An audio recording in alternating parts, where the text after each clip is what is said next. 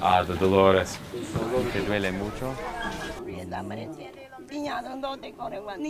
It doesn't look too rheumatoid, like you know, this doesn't have the button neck or anything like that, but you know, you got some trigger finger for sure. There's a contractor. The left hand's got some kind of weird knuckle things too going on.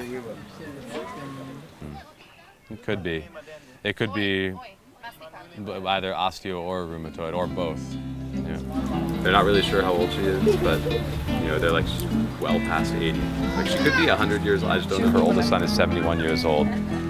So there's like 6 generations of her family line en vivo, yeah, in the community here, which is kind of nice. The community's only been here for like 70 years, about 70 years. If she's lived here her whole life, then she's de facto one of the founding members of this community. Would love to speak way more fluent Nobe, so I could just sit down and go, okay, in your entire life through the whole history of this community, what is your impression? What have you seen? How many kids are born here every year? Are there more now than there are 50 years ago? Are there less? Do they live longer? Yeah.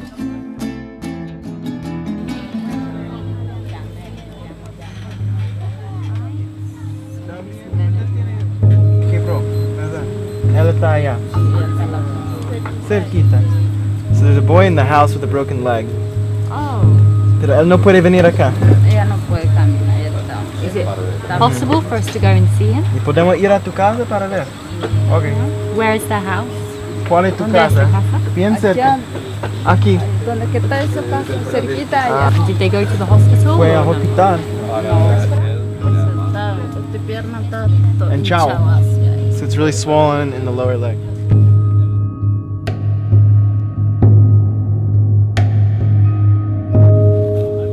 The home visits are always my favorite.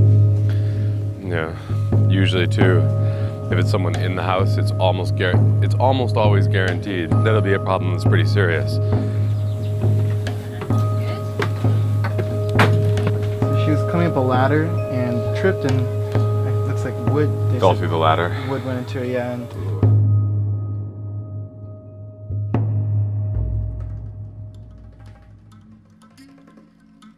some antibiotics. okay. We can give her painkillers, and when she's resting, she needs to rest with her leg up, okay? Above her heart, so it needs to be up.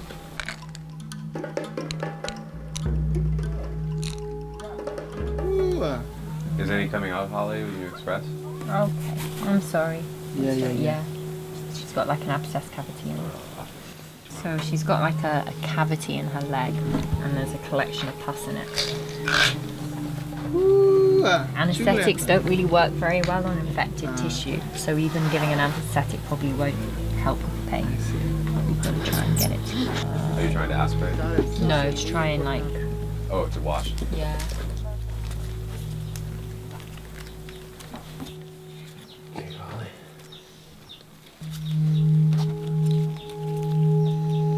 So it's not optimal surgical conditions, but we'll do what we can, as clean as we can.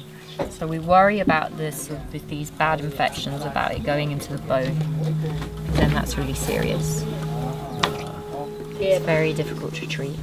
You need like 6 weeks of antibiotics through a drip, which here is not going to happen. Yeah. And if you get chronic infections in the bone, then people can end up with amputated limbs. Yeah. If they're lucky, they just lose the limb. That's something with things like this, they often don't take much. Yeah. You know, a little penetrating injury or something like that, especially.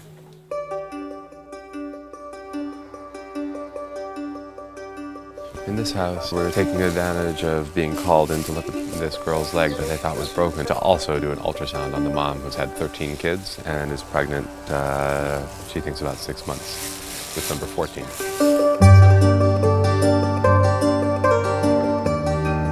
Ese es el cuerpo de tu bebé y aquí es el corazón. Tú miras.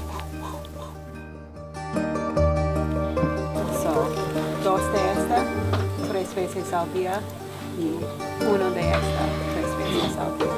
¿Qué piensas? ¿Te gusta? Increíble, ¿verdad? Antes tu parte, yo chequear otra vez para chequear la posición. Sí que la cabeza es muy baja. Bueno, bebé.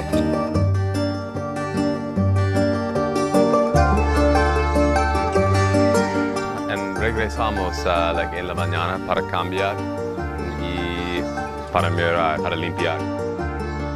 She's got a bad case of cellulitis, infection in the tissue, spreading from the initial site of the infection all the way through the rest of the leg. So without treatment, she's gonna lose the leg for sure. She's on the very first descending curve of that downward spiral. It looked like a nightmare waiting to happen. We're gonna go look at this tomorrow morning before we go.